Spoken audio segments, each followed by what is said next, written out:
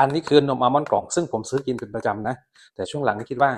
มันราคาค่อนข้างแพงนิดนึงถ้าเรากินประจำนะผมเลยตัดสินใจซื้อเม็ดอัลมอนด์ดิบมาทำนมอัลมอนด์กินเองนะซึ่งเมื่อเปรียบเทียบแล้วเนี่ยผมสามารถประหยัดเงินในกระเป๋าได้ประมาณ 65-70% เลยทีเดียวในการทำนมอัลมอนด์กินเองนะครับขั้นตอนการทำนมอัลมอนด์ก็แสนง่ายครับใช้เม็ดอัลมอนด์เนี่ยประมาณ1 ถ้วยนี้ฮะถือว่า140 กรัมเอาไปแช่น้ำไว้สักคืนหนึ่งนะเพื่อให้อัลมอนด์มันนิ่มนะครับแล้วก็เสร็จก็มาเทใส่ในโถปั่นของเราเลยนะครับนี่แล้วก็ตามด้วยน้ำนะฮะ3 ถ้วยนะครับแค่นี้เองฮะเราจะได้นมอัลมอนด์แล้วนะครับขั้นตอนการทำนมอัลมอนด์ปั่นก็คือแค่ใช้เครื่องนี้นะฮะด้วยโหมดเบอร์ 6นะครับคือทำแบบว่ามันจะปั่นน้ำผลไม้ธรรมดานี่ครับแล้วก็รอให้เสร็จนะฮะประมาณ3 นาทีครับเพียงแค่3 นาทีนะครับเราก็จะได้มีนมอัลมอนด์สดๆเห็นไหมฮะ